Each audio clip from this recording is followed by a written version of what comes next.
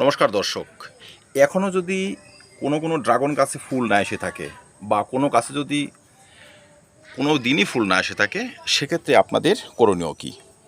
দর্শক, প্রথমে টবের মাটিতে খাবার ব্যবহার করবেন। যদি আপনার টবটি 20 ইঞ্চি হয়, সেক্ষেত্রে আপনি 3 থেকে 4 মুঠি খাবার ব্যবহার করবেন।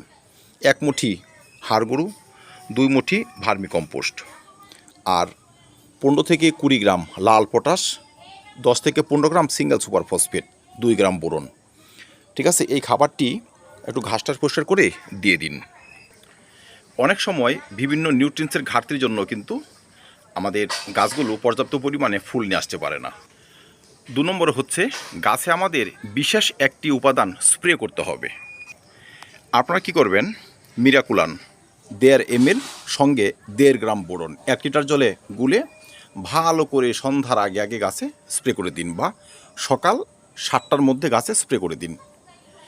তো খাবারগুলো আপনারা ব্যবহার করবেন 20 থেকে 25 দিনের ব্যবধানে 2 বার, আর মিরাকুলান এবং বোরনটি ব্যবহার করবেন 10 দিনের ব্যবধানে 3 বার। এইবার আপনার গাছে এমন ফুল আসবে। দেখুন কত সুন্দর ফুলগুলো, এবং পাশের গাছে দেখুন এই যে ফল হয়ে গিয়েছে।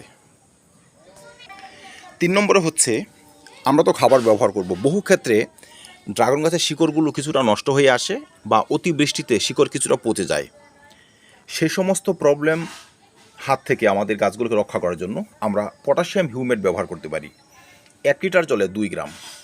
এমন একটি টবের জন্য আপনারা 1.5 লিটার জল নেবেন, 3 থেকে 4 গ্রাম পটাশিয়াম হিউমেট নেবেন, ভালো করে গুলে দিয়ে দিন। 20 দিনের ব্যবধানে এটাও 2 বার দিয়ে দিন। দেখবেন এই বছর আপনার গাছ ফুল অবশ্যই নিয়ে আসবে এবং ভালো পরিমাণে ফলনও নিয়ে আসবে। 4 নম্বর হচ্ছে, কিছু কিছু ড্রাগন গাছের কাণ্ড থেকে, মানে একদম গোড়া থেকে প্রচুর পরিমাণে শাখা বেরিয়ে যায়। আমার এই গাছও সেই প্রবণতা দেখা দিয়েছিল। তো একদম গোড়া থেকে 3 থেকে 3.5 ফিটের মধ্যে কোনো শাখা যদি বেরিয়ে যায়, সেসব রাখবেন না। এই দেখুন আমার এই গাছটিতে এই শাখা বেরিয়ে গেছে, এই যে একটি, এই দুটো, এগুলো কিন্তু রাখা যাবে না। এগুলো যদি রেখে দিই, সেক্ষেত্রে কী হবে জানেন, এই যে প্রধান যে গাছটি যে ফুল নিয়ে এসেছে বা যে ফুল নিয়ে আসবে, তারা কিন্তু দুর্বল হয়ে যাবে। কারণ এগুলো হচ্ছে ওয়াটার শাকার, এই সমস্ত কাণ্ডে সহজে ফুল আসে না।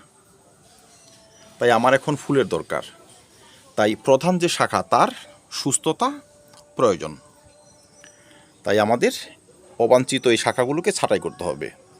এই শাখাগুলো যত দ্রুত ছাঁটাই করবেন, তত দ্রুত কিন্তু গাছগুলো ফুল নিয়ে আসবে।